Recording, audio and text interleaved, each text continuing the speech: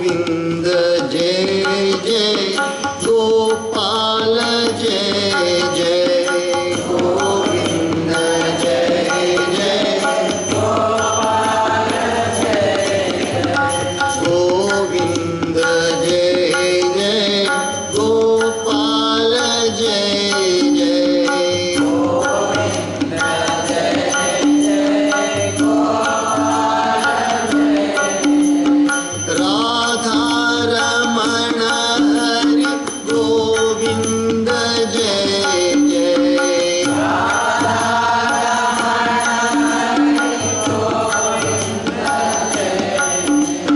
राधा रमण हरि गोविंद जय जय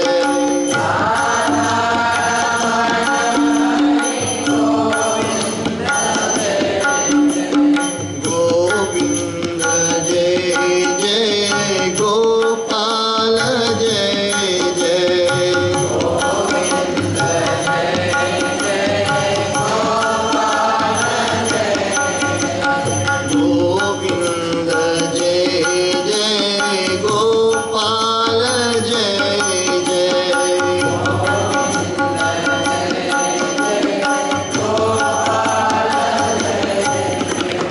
राधा रमण हरि गोविंद जय जय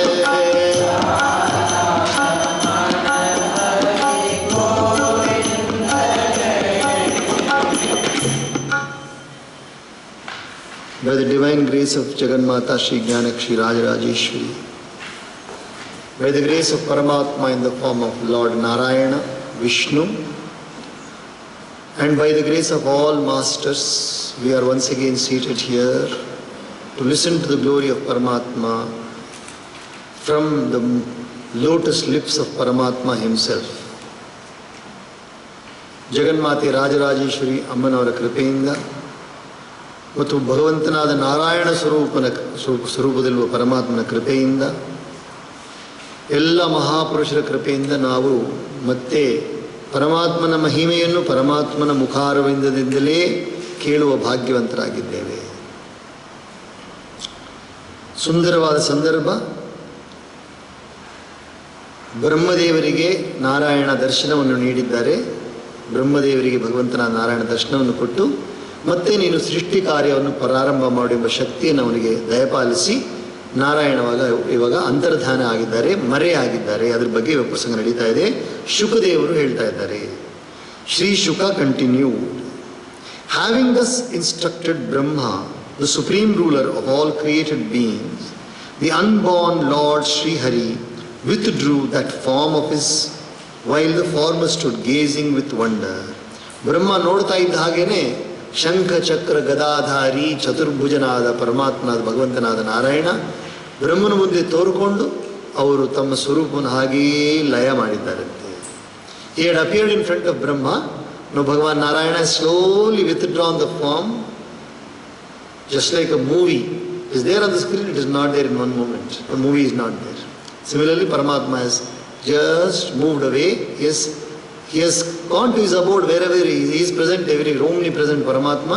He can take any form, he can manifest anywhere at any time. ಹಿಂಗೆ ಬೇಕಾದ್ರೂ ಪರಮಾತ್ಮ ಮುಂದೆ ಬರ್ಬೋದು, ಮಾಯೆ ಕೂಡ ಆಗ್ಬೋದು.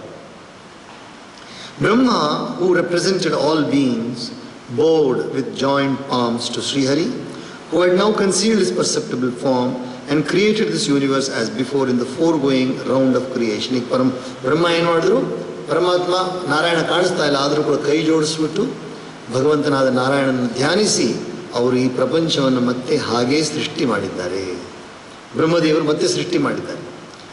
ಮೊದಲು ಪ್ರಪಂಚ ಇರಲಿಲ್ಲ, ಮತ್ತೆ ಇವಾಗ ಪ್ರಪಂಚ ಬರ್ತಾ ಇದೆ. ಪ್ರಪಂಚ ಅಂದರೆ ಏನು ಅರ್ಥ? ಎಲ್ಲಿಂದ ಬರ್ತದೆ ಪ್ರಪಂಚ ಅಂತ ಹೇಳಿದ್ರೆ ಈ ಆಕಾಶ, ವಾಯು, ನೀರು ಮತ್ತು ಈ ಗ್ರಹಗಳೆಲ್ಲವೂ ಕೂಡ ಇಡೀ ಬ್ರಹ್ಮಾಂಡವನ್ನು ಸೃಷ್ಟಿ ಮಾಡೋರು ಯಾರು? ಭಗವಂತನಾದ ಬ್ರಹ್ಮ ಸೃಷ್ಟಿ ಮಾಡ್ತಾ ಇದ್ದಾರೆ. ಸೃಷ್ಟಿ ಮಾಡಿದ್ದಾರೆ, ಎಲ್ಲ ಲೋಕಗಳನ್ನು ಸೃಷ್ಟಿ ಮಾಡಿದ್ದಾರೆ.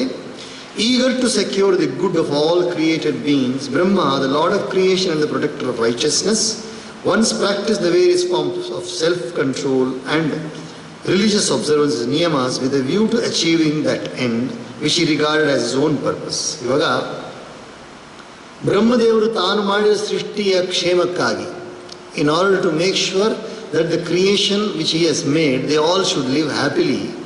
Brahma is the creator, so he is doing once again ತಪಸ್ಯ. ಉದಾಹರಣೆಗೆ ಅರ್ಥ ಮಾಡ್ಕೊಳ್ಳಿ, ತಾಯಿಯ ಹೊಟ್ಟೆನಲ್ಲಿರುವ ಮಗುವಿನ ಕ್ಷೇಮಕ್ಕಾಗಿ ತಾಯಿ ವ್ರತ ಮಾಡ್ತಾಳೆ. ಮದರ್ ವಿಲ್ ಡೂ ವ್ರತ in order to protect the child which is in her womb. ತಾಯಿ ಹೊಟ್ಟೆನಲ್ಲಿ ನಾವು ಇರಬೇಕಾದ್ರೆ ಎಲ್ಲಿಂದ ಊಟ ಮಾಡೋದು? ನಾವು ತಾಯಿ ಊಟ ಮಾಡಿ ನಮ್ಮ ಹೊಟ್ಟೆಗೆ ಹೋಗಿ ಸೇರುತ್ತೆ, ಹೌದಾ ಇಲ್ಲ? ನಮ್ಮ ತಾಯಿ ಹೊಟ್ಟೆಲಿ ನಾವು ಇದ್ದಾಗ ತಾಯಿ ಊಟ ಮಾಡಿ ನಮ್ಮ ಹೊಟ್ಟೆಗೆ ಹೋಗಿ ಸೇರುತ್ತೆ. ಸೊ ಮಗುಗೆ ಬೇಕಾಗಿರೋದು ಔಷಧಿ ಎಲ್ಲಿಂದ ಕೊಡಬೇಕು? ತಾಯಿ ಬಾಯಿಂದನೇ ಕೊಡಬೇಕು. So Brahma is doing tapasya once again. He is controlling his mind and all these things, so that by his tapasya, by the power of his tapasya, all the living beings are happy. All the living beings are happy. During that period, O king, the great sage Narada, who was the most beloved of all his sons and an eminent devotee of the Lord, and was eager to know from Brahma the Maya, the wonderful power of Bhagavan Vishnu, the Lord of Maya, waited upon him as an obedient servant and fully gratified his father by his good conduct, modesty and self-control. ಈಗ ನಾರದರು ಮೊದಲನೆಯ ಮಾನಸ ಪುತ್ರರು. Brahma has many manasa putras. Human beings have only ಶಾರೀರಿಕ putras. ಮನುಷ್ಯನಿಗಿರೋ ಮಕ್ಕಳು ಯಾವುದು? ಮನುಷ್ಯನಿಗೆ ಬರೋ ಮಕ್ಕಳೆಲ್ಲವೂ ಶಾರೀರಿಕ ಮಕ್ಕಳು. ಆದರೆ ಬ್ರಹ್ಮದೇವರಿಗೆ ಮಾನಸಿಕ ಪುತ್ರರಿದ್ದಾರೆ. ದಟ್ ಮೀನ್ಸ್ ಬ್ರಹ್ಮ ಮನಸ್ಸಿನಿಂದಲೇ ಒಬ್ಬರನ್ನ ಸೃಷ್ಟಿ ಮಾಡ್ತಾರೆ. ಅದರಲ್ಲಿ ಮೊದಲು ಸೃಷ್ಟಿ ಆದವರು ನಾರದರು. ನಾರದರು ಬಂದು ಬ್ರಹ್ಮನ ಮಾನಸ ಪುತ್ರ. ಸೊ ನಾರದರು ಬಂದು ಬ್ರಹ್ಮದೇವರನ್ನ ದರ್ಶನ ಮಾಡ್ತಾರೆ. ದರ್ಶನ ಮಾಡಿಟ್ಟು, ಹೇ ಬ್ರಹ್ಮದೇವರೇ, ಹೇ ತಂದೆ, ನಾನು ನಿಮಗೆ ಸೇವೆ ಮಾಡಬೇಕು ಅಂತ ಆಸೆ ಬಿಡ್ತಾ ಇದ್ದೀನಿ. ನಾನು ನಿಮ್ಮ ಮಳಿಯಲ್ಲಿಂದ ನಿಮ್ಮ ಸೇವೆಯನ್ನು ಮಾಡಬೇಕು ಅಂತ ಕೇಳಿಕೊಂಡಾಗ ಬ್ರಹ್ಮ ಅವರಿಗೆ ಅನುಮತಿ ಕೊಟ್ಟಿದ್ದಾರೆ. ನಾರದರು ಸೇವೆ ಮಾಡ್ತಾ ಇದ್ದಾರೆ. ಇವಾಗ ನಾವು Narada went and requested Brahmadeva, please permit me to serve you. Personally, I want to serve you. So Brahmadeva has given him the permission. Naradji is now serving him with full focused mind. Finding his father Brahma, the forebearer of the entire creation, pleased with him, the celestial sage humbly asked him the same questions that you have asked me. ಬ್ರಹ್ಮದೇವರು ತುಂಬ ಪ್ರಸನ್ನರಾಗಿದ್ದರು ನಾರದರ ಸೇವೆಯನ್ನು ನೋಡಿ. So Narada is asking the same questions to Brahmadeva. Now please answer these questions to him, because when a person has got a question in the mind, one doesn't have peace at all. ಮನುಷ್ಯನಿಗೆ ತಲೆಯಲ್ಲಿ ಒಂದು ಪ್ರಶ್ನೆ ಬಂದ್ಬಿಡ್ತು ಅಂದರೆ ಕೊರಿತಾ ಇರುತ್ತೆ ಪ್ರಶ್ನೆ. ಅದರ ಉತ್ತರ ಸಿಗೋವರೆಗೂ ನಮ್ಮ ಮನಸ್ಸು ಸಮಾಧಾನ ಆಗಲ್ಲ. ಸೊ ನಾರದರು ಕೇಳ್ತಾರೆ, ಬ್ರಹ್ಮದೇವ್ ಸ್ವಲ್ಪ ಈ ಪ್ರಶ್ನೆಗಳಿಗೆ ಉತ್ತರವನ್ನು ಕೊಡಿ.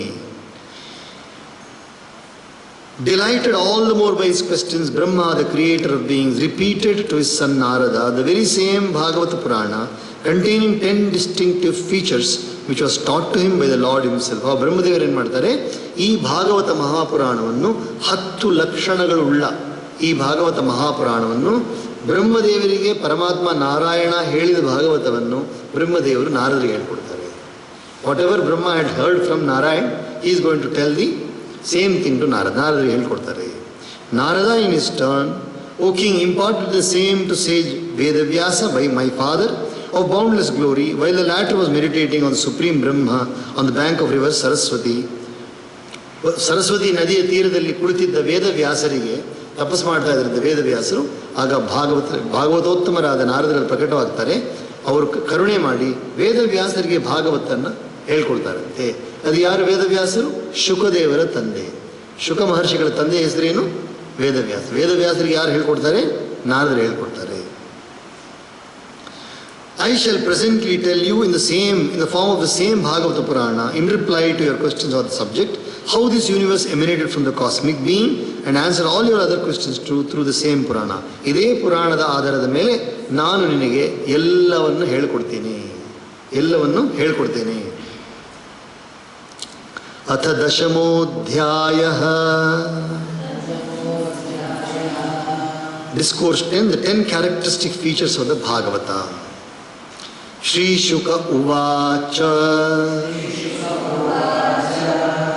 Atra Sargo Visargascha. Sthanam Poshanamutayah. Manvantareshanukatha. ನಿರೋಧೋ ಮುಕ್ತಿರಾಶ್ರಯಃ ದಶಮಸ್ಯ ವಿಶುದ್ಧ್ಯರ್ಥಂ ನವಾನಾಮಿಹ ಲಕ್ಷಣಂ ವರ್ಣಯಂತಿ ಮಹಾತ್ಮಾನಃ ಶ್ರುತೇನಾರ್ಥೇನ ಚಾಂಜಸಾ ಭೂತಮಾತ್ರೇಂದ್ರಿಯಧಿಯಾಂ ಜನ್ಮ ಸರ್ಗ ಉದಾಹೃತಃ ಬ್ರಹ್ಮಣೋ ಗುಣವೈಷಮ್ಯಾ ವಿಸರ್ಗ ಪೌರುಷ ಸ್ಮೃತಃ ಸ್ಥಿತಿರ್ವೈಕುಂಠ ವಿಜಯಃ ಪೋಷಣಂ ತದನುಗ್ರಹಃ ಮನ್ವಂತರಾಣಿ ಸದ್ಧರ್ಮ ಭೂತಯಃ ಕರ್ಮ ವಾಸನಾ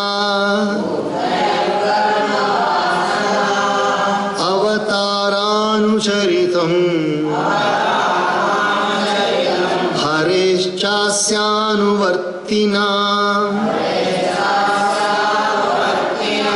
ಸತಾಮೀಶ ಕಥಾ ಪ್ರೋಕ್ತಾ ನಾನಾಖ್ಯಾನೋಪಬೃಂಹಿತಾ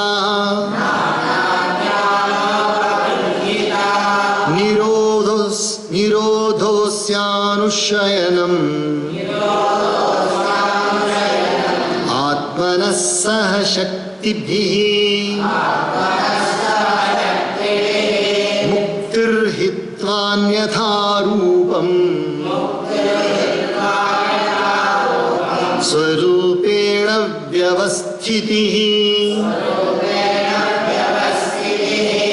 ಆಭಾಸಶ್ಚ ನಿರೋಧಶ್ಚ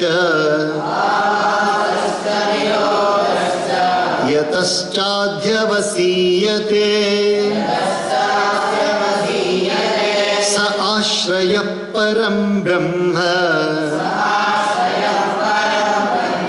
ಪರಮಾತ್ಮೇತಿ ಶಬ್ದ್ಯತೆ ಯೋಧ್ಯಾತ್ಮಿಕೋಯಂ ಪುರುಷಃ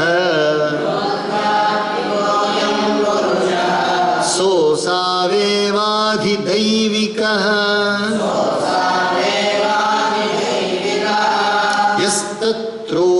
ಯಸ್ತತ್ರೋಭಯವಿಚ್ಛೇದಃ ಪುರುಷೋ ಹ್ಯಾಧಿಭೌತಿಕಃ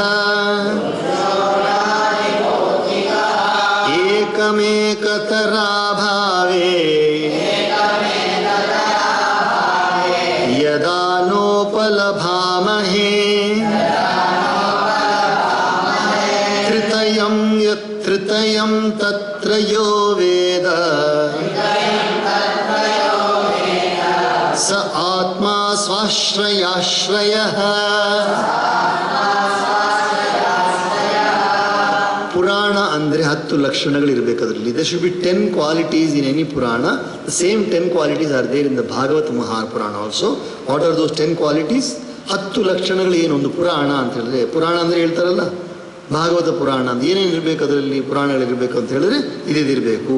ಸರ್ಗ, ವಿಸರ್ಗ, ಸ್ಥಾನ, ಪೋಷಣ, ಊತಿ, ಮನ್ವಂತರ, ಈಶಾನುಕಥ, ನಿರೋಧ, ಮುಕ್ತಿ ಮತ್ತು ಆಶ್ರಯ. ಇದು 10 ಲಕ್ಷಣಗಳು. These are the 10 qualities which should be in a particular Purana. Just like we have a shloka should have so many letters. A shloka should have so many letters. Same way a word should have, a sentence should have a subject and a verb. ಒಂದು ವಾಕ್ಯ ಅಂದರೆ ಏನಿರಬೇಕು? ಆ ವಾಕ್ಯದಲ್ಲಿ ಬೆಕ್ಕು ಇಲಿಯನ್ನು ಹಿಡಿದಿತು, ಬೆಕ್ಕು ಇಲಿಯನ್ನು ಹಿಡಿದಿತ್ತು ಅಂತ ಹೇಳ್ತಾ ಇದ್ದೆ ನಾವು. ಬೆಕ್ಕು ಇಲಿಯನ್ನು ಹಿಡಿತಾ ಇಲ್ಲ, ಬೆಕ್ಕು ಇಲಿಯನ್ನು ಹಿಡಿಯುತ್ತದೆ. ಬೆಕ್ಕು ಇಲಿಯನ್ನು ಹಿಡಿಯುತ್ತದೆ. ಬೆಕ್ಕು ಬಂದು ಕರ್ತ, ಇಲಿ ಬಂದು ಕರ್ಮ, ಹಿಡಿಯುತ್ತದೆ ಬಂದು ಕ್ರಿಯಾ. ಒಂದು ವಾಕ್ಯ ಅಂದ್ರೆ ಇರಬೇಕಲ್ಲ. ಅದೇ ಥರ ಪುರಾಣ ಅಂದರೆ ಏನು? ಪುರಾಣ ಅಂದರೆ 10 ಲಕ್ಷಣಗಳು ಇದರಲ್ಲಿ ಇರಬೇಕು. Men of true knowledge aver that the first 9 topics have been discussed in this Purana only in order to present a clear conception of the 10th or the last, namely Ashraya, that is all supporting Brahma. ಇದರಲ್ಲಿ 10 ವಿಷಯಗಳಲ್ಲಿ 10ನೇ ವಿಷಯ ಆಶ್ರಯ. 10ನೇ ವಿಷಯದ ಹೆಸರೇನು? ಆಶ್ರಯ. ಈ ಆಶ್ರಯದ ಬಗ್ಗೆ ಹೇಳೋದಕ್ಕೋಸ್ಕರ ಮೊದಲನೇ 9 ವಿಷಯ ಹೇಳಿರೋದು. The first 9 are only describing the 10th one. This they have deduced in some cases from the actual words of the text itself and in other cases from their purport. ಇದು ಮಹಾಪುರುಷರು ಹೆಂಗೆ ಕಂಡುಹಿಡಿದ್ರು ಅಂತ ಹೇಳಿದ್ರೆ, ಈ ಗ್ರಂಥದಲ್ಲಿರುವ ವಿಷಯವನ್ನು ನೋಡಿ ಅವರು ಕಂಡುಹಿಡಿದಿದ್ದಾರೆ, ಅವ್ರಿಗೆ ಅರ್ಥ ಆಗಿದೆ. The creation in the reverse order of the gross and subtle elements, the senses of perception and the organs of action and the mind, the ego and the Mahat Tattva, the principle of cosmic intelligence, due to disturbance in the equilibrium and the resultant transformation of the 3 gunas of or modes of Prakriti brought about by the will of God, has been spoken of as Sarga, and the creation of animate and inanimate beings by Brahma himself, one of the cosmic being, is called Visarga. ಇದರಲ್ಲಿ 2 ಪ್ರಕಾರವಾಗಿ ಏನು? ಒಂದು, ಎಲ್ಲ ತತ್ವಗಳು ಯಾವುದ್ಯಾವುದು? ಆಕಾಶ, ವಾಯು, ಅಗ್ನಿ ಮತ್ತು ನೀರು, ಭೂಮಿ. ಈ 5 ತತ್ವಗಳು ತಾನಾಗಿಯೇ ಸೇರಿಕೊಂಡು ಅವುಗಳು ಈ ಸೃಷ್ಟಿಯನ್ನು ಉಂಟು ಮಾಡ್ತಾ ಇರ್ತವೆ. Continuously they are all farming different things. ಇವಾಗ ಮಣ್ಣಿದ್ದಾಗ ನೀವು ಒಂದು ಕೆಲಸ ಮಾಡಿ, ಈ ಬಿಸಿಲುಗಾಲದಲ್ಲಿ ಕಳೆ ಎಲ್ಲ ಕಾಣಿಸುತ್ತೆ ತೋಟದಲ್ಲಿ, ಎಲ್ಲ ಕಳೆಗಳನ್ನ ತೆಗೆದು ಬಿಡ್ರಿ, ತೋಟ ತುಂಬ ಶುದ್ಧವಾಗಿ ಕಾಣಿಸುತ್ತೆ, ಸ್ವಲ್ಪ ಕೂಡ ಕಳೆ ಇಲ್ಲ. ಒಂದು ಮಳೆ ಬರಲಿ, ಮಾರನೇ ದಿವಸ ನೋಡ್ರಿ ಏನಾಗಿರುತ್ತೆ, ಕಳೆ ಬಂದುಬಿಟ್ಟಿರುತ್ತೆ. ಮತ್ತೆ ಮಳೆ ಬಂದಿದ ತಕ್ಷಣ ಕಳೆ ಬರುತ್ತೆ. ಕಾರಣ ಏನು? ನೀರು ಸಿಕ್ಕಿದ ತಕ್ಷಣ ಒಳಗಡೆ ಮಣ್ಣಲ್ಲಿ ಸೇರಿಕೊಂಡ್ರು ಆ ಕಳೆ ಮೇಲಕ್ಕೆ ಬಂದುಬಿಡುತ್ತೆ. ಸೊ ಇದೆಲ್ಲ ಪ್ರಕೃತಿ ತಾನೇ ಮಾಡ್ತಾರೆ. ನಾವೇನಾದರೂ ಮಾಡ್ತಾ ಇದ್ದೀವ? ಮಳೆ ಬರೆಸೋದು ಪ್ರಕೃತಿ, ಗಿಡ ಬರೋದು ಪ್ರಕೃತಿ. ಸೊ ಪ್ರಕೃತಿ ತಾನೇ ಮಾಡ್ತಾ ಇರೋದಕ್ಕೆ ಸರ್ಗ ಅಂತ ಹೆಸರು. ಆಮೇಲೆ ಬ್ರಹ್ಮದೇವರು ಸೃಷ್ಟಿ ಮಾಡ್ತಾರಲ್ಲ, ಅದು ವಿಸರ್ಗ. ಬ್ರಹ್ಮದೇವರು ತಾನಾಗಿ ಸೃಷ್ಟಿ ಮಾಡ್ತಾರಲ್ಲ, ಅದಕ್ಕೆ ವಿಸರ್ಗ ಅಂತ ಹೆಸರು. The triumph of the Lord as revealed by the fact that living beings created by him keep within their bounds is known by the name of ಸ್ಥಿತಿ. ಸ್ಥಿತಿ ಅಂದರೆ ಏನು? ಭಗವಂತನದ ಸೃಷ್ಟಿ ಮಾಡಿರೋ ಮನುಷ್ಯ ಬಂದು ತಾನು ಇರುವ ಸ್ಥಿತಿಯಲ್ಲಿಯೇ ಇರ್ತಾನೆ ನೋಡಿ, ತಾನು ಇರುವ ಸ್ಥಿತಿಯಲ್ಲಿ. That is he does not exceed. For example, ಭೂಲೋಕದಲ್ಲಿರುವ ಮನುಷ್ಯರು ಭೂಲೋಕದಲ್ಲೇ ಇರ್ತಾರೆ. ಇದನ್ನು ಬಿಟ್ಬಿಟ್ಟು ಆಕಾಶದಲ್ಲಿ ಹಾರುವುದೆಲ್ಲ ಮಾಡಲ್ಲ, ಆಕಾಶದಲ್ಲಿ ಹಾರ್ಕೊಂಡು ಹೋಗಲ್ಲ. ಸೊ ಇದಕ್ಕೆ ಸ್ಥಿತಿ ಅಂತ ಹೇಳ್ತಾರೆ. ಅಥವಾ ಒಂದು ಬೀಜವನ್ನು ಹಾಕಿದಾಗ, ಒಂದು ತೆಂಗಿನ ಮರದ ಸಸಿಯನ್ನು ನೆಟ್ಟಾಗ ಮಾವಿನ ಮರ ಬರುತ್ತಾ? ಮಾವು ಬರುತ್ತಾ? ತೆಂಗಿನ ಮರದ ಸಸಿ ನೆಟ್ಟರೆ ತೆಂಗೇ ಬರುತ್ತೆ. ಇದು ಯಾರು ಮಾಡಿರೋದು? ಇದನ್ನು ಪರಮಾತ್ಮನ ನಿಯಮ. ಅದಕ್ಕೆ ಸ್ಥಿತಿ ಅಂತ ಹೆಸರು. And the Lord's grace on his devotees is named as poshana. ಪರಮಾತ್ಮನ ಕರುಣೆ ನಮ್ಮ ಮೇಲೆ ಇದೆಯಲ್ಲ, ಅದಕ್ಕೆ ಪೋಷಣೆ ಅಂತ ಹೆಸರು. ಪರಮಾತ್ಮನ ಕರುಣೆ ನಮ್ಮ ಮೇಲೆ ಇದೆಯಲ್ಲ, ಪರಮಾತ್ಮನ ಕರುಣೆಯಿಂದ ನಾವು ಎದ್ದೇಳ್ತೀವಿ. ಬೆಳಿಗ್ಗೆ ಇಲ್ಲದೆ ಎದ್ದೇಳಕ್ಕಾಗುತ್ತಾ? ಇಲ್ಲ. ರಾತ್ರಿ ಮಲಗಿದ್ರೆ ಅಲ್ಲೇ ಕೂಡ ಹೊರಟೋಗ್ಬಿಡ್ಬೋದು. ಬೆಳಿಗ್ಗೆ ಎಬ್ಬಿಸೋದು ಯಾರು? ನಮ್ಮನ್ನು ದೇವರು ಎಬ್ಬಿಸ್ತಾರೆ. ದೇವರ ಕರುಣೆಯಿಂದ ನಾವು ಆರೋಗ್ಯವಂತರಾಗಿದ್ದೀವಿ, ಆರೋಗ್ಯದಲ್ಲಿ ಮುಂದುವರಿತಾ ಇರ್ತೀವಿ, ಮತ್ತು ಮರನೇ ದಿವಸ ಕೆಲಸ ಮಾಡ್ತೀವಿ. So by the grace of god, that is called as Poshan. Again, the virtuous conduct of the saintly Manus presiding over the different Manvantaras has been referred by the term Manvantaras. ಮನುಗಳು ಅಂದರೆ ಈ ಸೃಷ್ಟಿಗೆ ಅಧಿಪತಿಗಳು. ನಾವು ಹೇಳಿ ವೈವಸ್ವತ ಮನ್ವಂತರೆ ಅಂತ ಸಂಕಲ್ಪ ಮಾಡುವಾಗ ಹೇಳ್ತಾರಲ್ಲ, ಆ ಮನುಗಳು ತುಂಬ ಕ್ರಮವಾಗಿ ನಡ್ಕೊಳ್ತಾರಲ್ಲ, ಆ ಕ್ರಮವಾಗಿ ನಡ್ಕೊಂಡು ಅವರು ಕಾಲಕ್ಕೆ ಮನ್ವಂತರ ಅಂತ ಹೆಸರು. While the latent desires of the various creatures which lead to their bondage through interested action is known as ಊತೀಸ್. ಊತಿ ಅಂತ ಹೇಳಿದ್ರೆ ಮನುಷ್ಯ ಆಸೆಗಳಿಂದ ತಾನು ತನ್ನನ್ನೇ ಬಂಧಿಸಿಕೊಳ್ತಾನನ್ನ ಮನುಷ್ಯ, ಅದಕ್ಕೆ ಊತಿ ಅಂತ ಹೆಸರು ಸಂಸ್ಕೃತದಲ್ಲಿ. Even so, the life accounts of the various manifestations of Sri Hari as well as of his saintly devotees, supplemented by various other stories, have been termed as Isha Katha. ಪರಮಾತ್ಮನ ಲೀಲೆಗಳ ಕಥೆ, ಪರಮಾತ್ಮನ ಭಕ್ತರ ಲೀಲೆಗಳ ಕಥೆ, ಮತ್ತು ಇನ್ಯಾವ ಕಥೆ ಇದೆಯೋ ಎಲ್ಲ ಕಥೆಗಳು ಸೇರಿದರೆ ಅದಕ್ಕೆ ಈಶ ಕಥಾ ಅಂತ ಹೆಸರು. ನಿರೋಧ means the withdrawal of the individual soul with all its qualification or adjunction into the Lord subsequent to his retirement falling into yoga nidra. ಪರಮಾತ್ಮ ಯೋಗ ನಿದ್ರೆಯಲ್ಲಿ ಮಲ್ಕೊಂಡಿದ್ದ ತಕ್ಷಣನೇ ಎಲ್ಲ ಜೀವರಾಶಿಗಳು ಹೋಗಿ ಒಳಗಡೆ ಸೇರ್ಕೊಂಡ್ಬಿಡುತ್ತಲ್ಲ, ಅದಕ್ಕೆ ನಿರೋಧ ಅಂತ. ನಿರೋಧ ಅಂದರೆ ಎಲ್ಲ ಜೀವರಾಶಿಗಳು ಮತ್ತೆ ವಾಪಸ್ ಹೊಟ್ಟೋಗ್ಬಿಡೋದು, ಪರಮಾತ್ಮನಲ್ಲಿ ಲಯವಾಗೋದು, ಅದಕ್ಕೆ ನಿರೋಧ ಅಂತ ಹೆಸರು. And when the jiva relinquishes its assumed character, doership, etc., and realizes its true nature, Brahmahood, they call it mukti or emancipation of the soul. ಅಕಸ್ಮಾತ್ ಯಾವುದಾದ್ರೂ ಒಬ್ಬ ಜೀವಾತ್ಮ ಜ್ಞಾನವನ್ನು ಪಡೆದು ತಾನು ತನ್ನ ಸ್ವರೂಪವನ್ನು ಪಡೆದು ಪರಮಾತ್ಮನಲ್ಲಿ ತುಂಬ ಪರಮಾತ್ಮನ ಚಿಂತನೆಯಲ್ಲಿ ಲೀನವಾಗ್ಬಿಟ್ಟು ಅವನಿಗೆ ಮುಕ್ತಿ ಹೊಂದಿದೆ ಅಂತ ಹೇಳ್ತಾರೆ. Finally, that from which are known to proceed the creation, preservation and dissolution of the universe, that what they call as ಆಶ್ರಯ. ಇಡೀ ಪ್ರಪಂಚ ಎಲ್ಲಿಂದ ಬರುತ್ತದೋ, ಎಲ್ಲಿ ನಿಲ್ಲುತ್ತದೋ ಮತ್ತು ಎಲ್ಲಿ ಲಯವಾಗುತ್ತದೋ ಇವೆಲ್ಲದಕ್ಕೂ ಸೇರಿಸಿ ಆಶ್ರಯ ಅಂತ ಹೆಸರು. Which is spoken of in the scriptures as the universe, as the supreme Brahma or the supreme spirit ಪರಮಾತ್ಮ. ಆಶ್ರಯ ಅಂದರೆ ಪರಮಾತ್ಮ, ಪರಬ್ರಹ್ಮವೇ ಆಶ್ರಯ. ಪರಬ್ರಹ್ಮನಿಗೆ ಇನ್ನೊಂದು ಹೆಸರೇನು? ಆಶ್ರಯ. ಇವಾಗ ಮಠಕ್ಕೆ ಆಶ್ರಮ ಅಂತ ಹೇಳ್ತೀವಲ್ಲ, ಆಶ್ರಮ ಮಠ, ಅದೇ ಥರ ಆಶ್ರಯ ಅಂತ ಹೇಳಿದ್ರೆ ಪರಬ್ರಹ್ಮ. The same perceiving subject, the individual soul, which identifies itself with the sense of perception, also exists in the form of the deities presiding over the sense of perception, the sun god and others. ಅದೇ ರೀತಿಯಾಗಿ ಒಂದು ಜೀವಾತ್ಮ, ನಾವುಗಳು ನಮ್ಮ 5 ಇಂದ್ರಿಯಗಳಿದೆ ನೋಡಿ, 5 ಇಂದ್ರಿಯಗಳ ಮೂಲಕ ಅನೇಕ ವಿಷಯಗಳನ್ನು ನಾವು ಗ್ರಹಣ ಮಾಡ್ತೇವೆ. ಆದರೆ ಒಂದೊಂದು ಇಂದ್ರಿಯಕ್ಕೂ ಕೂಡ ಒಂದು ದೇವತೆ ಇರ್ತಾರೆ. ಒಂದು ಇಂದ್ರಿಯಕ್ಕೂ ಕೂಡ ಕಣ್ಣಿಗೆ ದೇವತೆ ಸೂರ್ಯ. ಕಣ್ಣಿಗೆ ದೇವತೆ ಯಾರು?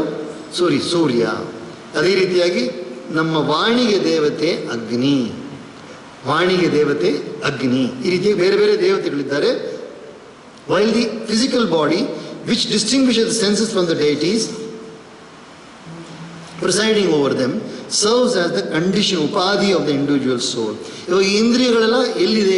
ಇದೆಲ್ಲ ಶರೀರದ ಮೇಲಿದೆ. ಕಣ್ಣು ಎಲ್ಲಿದೆ? ಶರೀರದ ಮೇಲೆ. ಕಿವಿ ಎಲ್ಲಿದೆ? ಶರೀರದ ಮೇಲೆ. ಮೂಗೆಲ್ಲಿದೆ? ಶರೀರದ ಮೇಲೆ. ಅದೇ ಥರ ವಾಣಿ ಎಲ್ಲಿದೆ? ಶರೀರದ ಒಳಗಡೆ. ಸೊ ಈ ಶರೀರ ಬಂದು ಇದಕ್ಕೆ ಉಪಾಧಿ ಅಂತ ಹೆಸರು. When it is clear that in the absence of any one of these we cannot perceive the other two, it follows that he, God, who knows all these three, is the ashraya or support of all, and this latter has no other support than himself. ಇವಾಗ ಇವೆಲ್ಲವೂ ಪರಸ್ಪರ ಒಂದರ ಮೇಲೆ ಒಂದು ಅವಲಂಬಿಸಿದೆ. ಪರಸ್ಪರ ಒಂದರ ಮೇಲೆ ಒಂದು ಅವಲಂಬಿಸಿ. ನಾವು ನಿಂತ್ಕೊಂಡಿರೋದು ಭೂಮಿ ಮೇಲೆ. ನಾವು ನಿಂತ್ಕೊಂಡಿರೋದೆಲ್ಲಿ? ಭೂಮಿ ಮೇಲೆ. ನಮ್ಮ ತಲೆ ನಿಂತ್ಕೊಂಡಿರೋದೆಲ್ಲಿ? ನಮ್ಮ ಶರೀರದ ಮೇಲೆ. ನಮ್ಮ ತಲೆ ನಮ್ಮ ಶರೀರದ ಮೇಲೆ, ನಮ್ಮ ಕಣ್ಣು ನಮ್ಮ ಶರೀರದ ಮೇಲೆ. ಅದು ನಮ್ಮ ಶರೀರ ಎಲ್ಲಿ ನಿಂತಿದೆ? ಭೂಮಿ ಮೇಲೆ. ಇನ್ನು ನಾನು ಕೂತಿರೋದೆಲ್ಲಿ? ಪೀಠದ ಮೇಲೆ. ಪೀಠ ಎಲ್ಲಿದೆ? ಭೂಮಿ ಮೇಲೆ. ಭೂಮಿ ಎಲ್ಲಿದೆ? ಭೂಮಿ ಆಕಾಶದಲ್ಲಿ. ಆಕಾಶ ಎಲ್ಲಿದೆ? ಬ್ರಹ್ಮನಲ್ಲಿ. ಅದಕ್ಕೆ ಪರಬ್ರಹ್ಮವೇ ಕೊನೆಯ ಆಶ್ರಯ. ಫೈನಲ್ ರೆಫ್ಯೂಜ್ ಇಸ್ ಪರಬ್ರಹ್ಮ. ಅದಕ್ಕೆ ಆಶ್ರಯ ಅಂತ ಹೆಸರು. ಪುರುಷೋಂಡಂ ವಿನಿರ್ಭಿದ್ಯ ಯದಾಸೌ ಸ ವಿನಿರ್ಗತಃ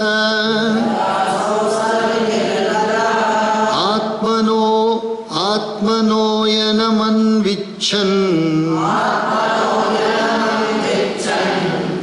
ಅಪೋಸ್ರಾಕ್ಷೀಚ್ಛುಚೀಃ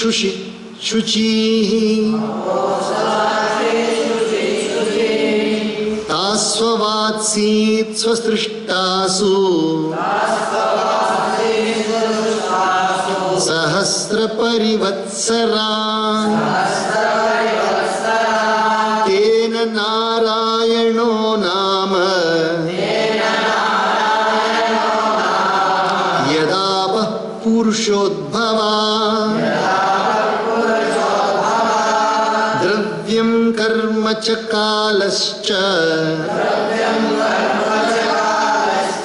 ಸ್ವಭಾವೋ ಜೀವ ಏವ ಚ ಯದನುಗ್ರಹತಃ ಸಂತಿ ನ ಸಂತಿ ಯದುಪೇಕ್ಷಯಾ ಏಕೋ ನಾನಾತ್ವಮನ್ವಿಚ್ಛನ್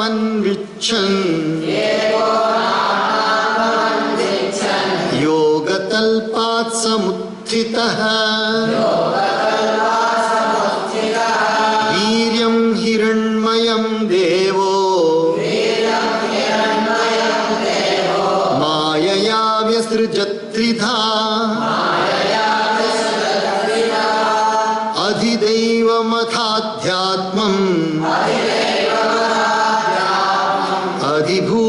ಇತಿ ಪ್ರಭುಃ ಯಥೈಕಂ ಪೌರುಷಂ ವೀರ್ಯಂ ತ್ರಿಧಾ ಭಿದ್ಯತ ತಚ್ಛೃಣು. ಇವಾಗ ಈ ಬ್ರಹ್ಮಾಂಡದ ಹೆಂಗುಂಟಾಯಿತು ಅನ್ನೋದನ್ನ ಅವ್ರು ಹೇಳ್ತಾ ಇದ್ದಾರೆ. ಇದಕ್ಕೆ ಬ್ರಹ್ಮ ಅಂಡ ಅಂತ ಹೆಸರು. ಬ್ರಹ್ಮ ಅಂಡ. ಈ ಅಂಡ ಎಂಬ ಶಬ್ದ ಬಂದ್ಬಿಟ್ಟು ಅಂಡಂ ಅಂತ ಸಂಸ್ಕೃತದಲ್ಲಿ. ಅಂಡಂ ಅಂದರೆ ಏನರ್ಥ ಅಂತ ಹೇಳಿದ್ರೆ, ಒಂದು ಇವಾಗ ನಾವು ಯಾವುದನ್ನು ಮೊಟ್ಟೆ ಅಂತ ಹೇಳ್ತೀವೋ ಆ ಮೊಟ್ಟೆ ಆಕಾರದಲ್ಲಿರೋ ಒಂದು ಬ್ರಹ್ಮಾಂಡದ ಒಂದು ಸೀಮೆ. ಬ್ರಹ್ಮಾಂಡದ ಒಂದು ಸೀಮೆ. ಕೆಲವೊಮ್ಮೆ ನೀವು ಒಂದು ನೋಡಿ, ಇದು ನೋಡಿ, ಇದು ಆಕಾರ ನೋಡ್ರಿ. ಈ ಆಕಾರ ಕಾಣಿಸ್ತಾ ಇದೆಯಾ ನಿಮಗೆ? ಇದರ ಆಕಾರ ಕಾಣಿಸ್ತಾ ಇದೆಯಾ? ಇದನ್ನೇ ನಾವು ಒಂದು ಮೊಟ್ಟೆಯ ರೂಪದಲ್ಲಿ ಕೂಡ ಮಾಡ್ಬೋದಾಗಿತ್ತಲ್ಲ. ಇಲ್ಲಿಂದ ನೀರು ಏನೋ ಬೆಳಕು ಬಿಟ್ಟಾಗ ಈ ಕಡೆ ಯಾವ ಥರ ಬರುತ್ತೆ, ಅದು ಅದೇ ಆಕಾರದಲ್ಲಿ ಬೆಳಕು ಕಾಣುತ್ತೆ. ನೋಡಿದ್ದೀರಾ ಬೆಳಕು? ಕೆಲವೊಮ್ಮೆ ಬೆಳಕು ಬಂದರೂ ಚಕ್ರಾಕಾರದಲ್ಲಿ ಕಾಣಿಸುತ್ತೆ, ಕೆಲವೊಮ್ಮೆ ಬೆಳಕು ಚಕ್ರಾಕಾರದಲ್ಲಿ ಕಾಣಿಸುತ್ತೆ, ಕೆಲವೊಮ್ಮೆ ಯಾವ ರೀತಿಯಾದ ಒಂದು ಛಿದ್ರದಿಂದ ನಾವು ಬೆಳಕನ್ನು ಬಿಡ್ತೀವೋ ಅದೇ ಥರ ಕಾಣುತ್ತೆ. If you pass light through a round hole, the reflection also will be round. So tell me, is light round? Light ಬಂದ್ಬಿಟ್ಟು ರೌಂಡ್ ಆಗಿದೆಯಾ? ಲೈಟ್ ಏನು ರೌಂಡ್ ಆಗಿಲ್ಲ ತಾನೆ. ಆದರೆ ಅದನ್ನು ನಾವು ರೌಂಡ್ ಆಗಿರೋ ಒಂದು ಛಿದ್ರದ ಮೇಲೆ ಬಿಟ್ಟಾಗ ಆ ಕಡೆ ಹೆಂಗೆ ಕಾಣಿಸುತ್ತೆ? ನಮಗೆ ರೌಂಡಾಗಿ ಕಾಣಿಸುತ್ತೆ. ಅದೇ ಒಂದು ಸ್ಕ್ವೇರ್ ಆಗಿರೋ ಛಿದ್ರದ ಮೇಲೆ ಬಿಟ್ಟರೆ ಲೈಟ್ ಹೆಂಗೆ ಕಾಣಿಸುತ್ತೆ?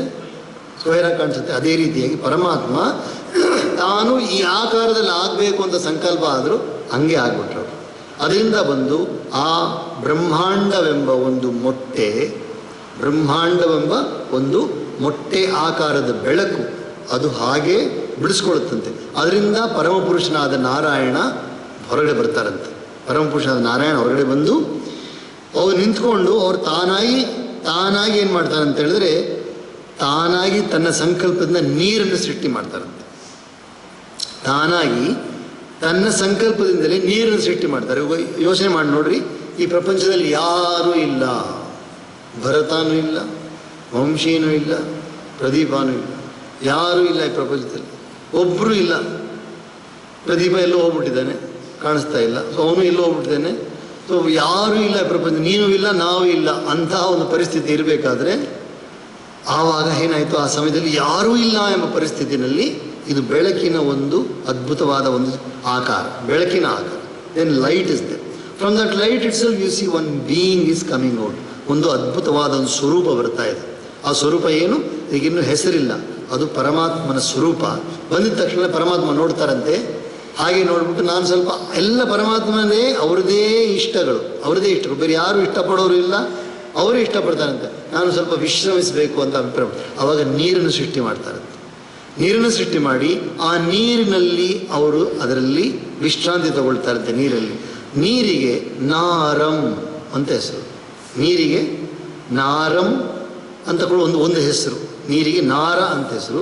ಸೊ ನಾರದಲ್ಲಿ ವಿಶ್ರಾಂತಿ ತಗೊಂಡಿದ್ದಕ್ಕೆ ಅವರು ನಾರಾಯಣ ಅದರಂತೆ. ನೀರಿನಲ್ಲಿ ವಿಶ್ರಾಂತಿ ತಗೊಂಡಿದ್ದಕ್ಕೆ ಅವ್ರ ಹೆಸರೇನಾಯಿತು? ನಾರಂ ಯಸ್ಯ ಅಯನಂ ಸ ನಾರಾಯಣ. ಶ್ರೀಮನ್ನಾರಾಯಣ ನಾರಾಯಣ ನಾರಾಯಣ.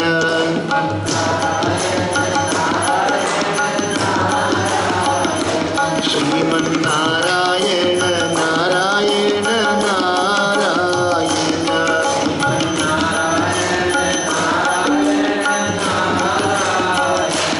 ಭಜಮನ್ನಾರಾಯಣ ನಾರಾಯಣ ನಾರಾಯಣ.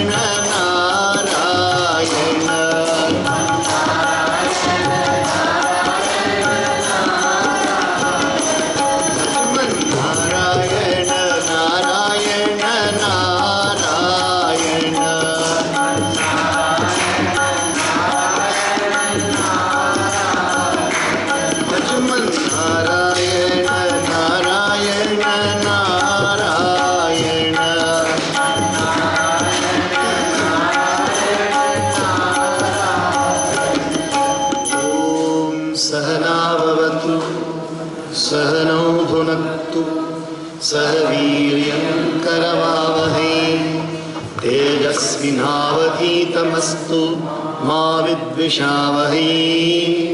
ओम शांति शांति शांति। सर्वे भवन्तु सुखिनः, सर्वे सन्तु निरामयाः, सर्वे भद्राणि पश्यन्तु, मा कश्चित् दुःखभाग् भवेत्। ओम शांति शांति शांति।